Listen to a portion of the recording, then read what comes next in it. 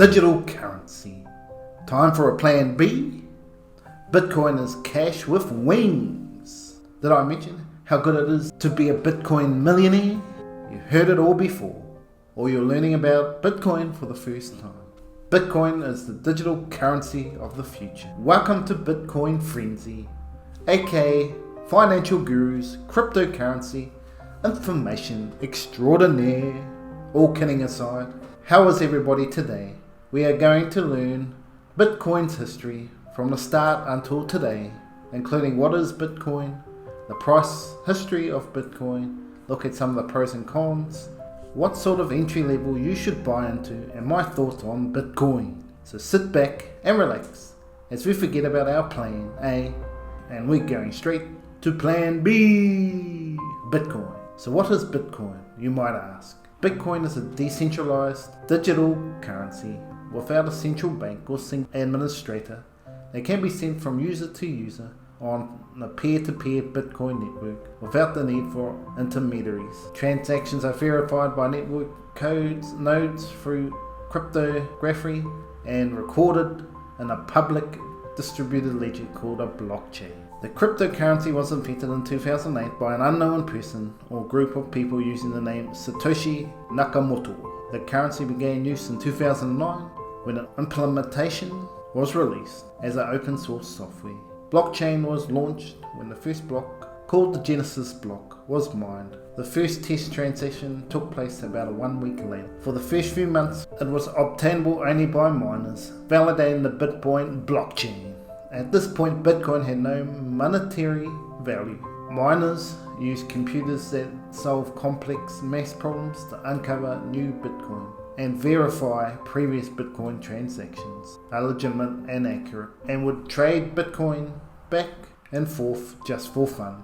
It would take more than a year for the first economic transaction to take place, when a Florida man negotiated to have 2 Papa's John's pizzas, valued at $25, delivered for 10,000 Bitcoin? You're kidding me?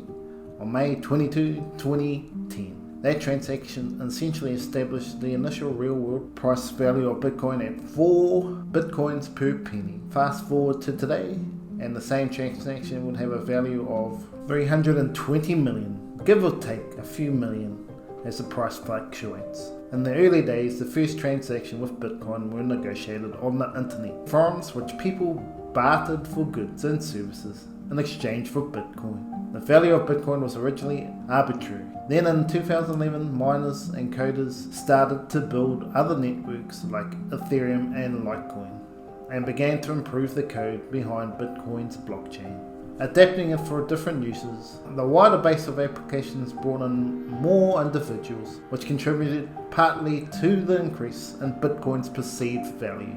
There was also an increase in the use of Bitcoin as a currency, as a few selected businesses began to accept the asset alongside traditional currency. Once Bitcoin became available on the exchange in 2010, it became easier to buy and sell, trade and store. Thanks to these exchanges, Bitcoin could also be priced against the US dollar from as low as a few cents in 2010. Now, let's look into the Bitcoin price history. Bitcoin's history is largely one of astronomical growth, punctuated by a few severe price retrenchments. In February 2011, Bitcoin's price crossed the $1 threshold for the first time, and within the next few years, and then it grew to a price of $2, but in June 2011, it hit its first bubble, rocketing to around $31 before sinking back to the single-digit range. Almost 2 years later, in April 2013, Bitcoin reached $200. This was the time I first heard about Bitcoin, even way before I knew about share investing. Little did I know I would probably be a billionaire already if I had invested then. I didn't take this knowledge and didn't do any research. I just laughed it off. By the end of November 2013, it was worth more than $1,000, and then it rose tenfold 4 years later to $10,000 in November 2017. Bitcoin's highest price was about $19,650 in the mid-December 2017. Then Bitcoin fell tremendously over the next couple of years. 2017-2018 bubble was primarily led by the boom in initial coin offerings, or ICOs. Some market veterans compare the Bitcoin bubble to the internet boom at the end of the 20th century. Everyone from your next door neighbour to the wealthiest hedge fund manager was talking about Bitcoin, or some altcoin, or new network or protocol. The ICO craze brought billions of dollars into the cryptocurrency space. Investors saw the value of coins fall dramatically in the early months of 2018 as prices crashed amongst the uncertainty, fraud and a lack of belief amongst others, psychological and technical factors. So this was the time when a few startup wallet exchanges provided the purchasing of Bitcoin on their platform. Some of these startups had perceived crashes, but what was really happening were some people were stealing from investors' money and taking Bitcoin offshore or selling off and running away with the money. At the same time, or even before that, and still to this day, there are hackers trying to steal your money from wallets. So after the fall of Bitcoin, Bitcoin's value, what you could call a more mature market, arose around the cryptocurrency.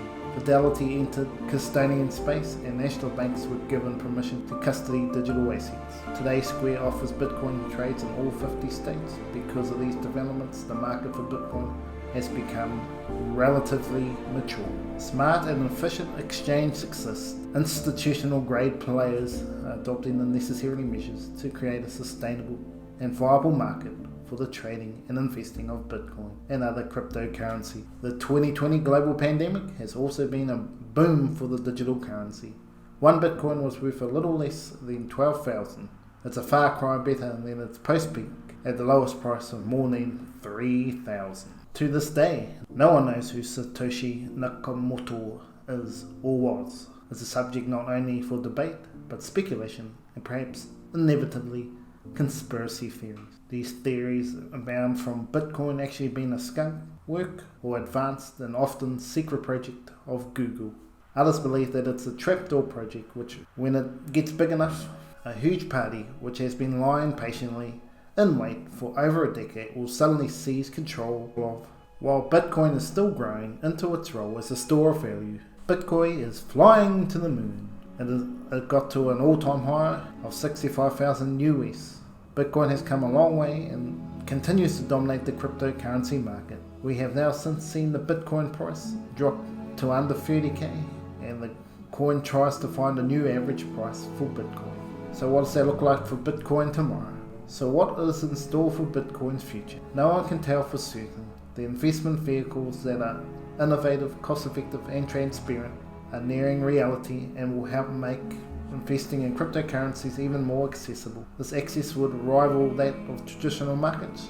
Just bear in mind that no investment, particularly frontier investments, are without risk. If there is one lesson to be taken from Bitcoin's history, is that what goes up can also come down, and it can come down fast. Where do I see Bitcoin?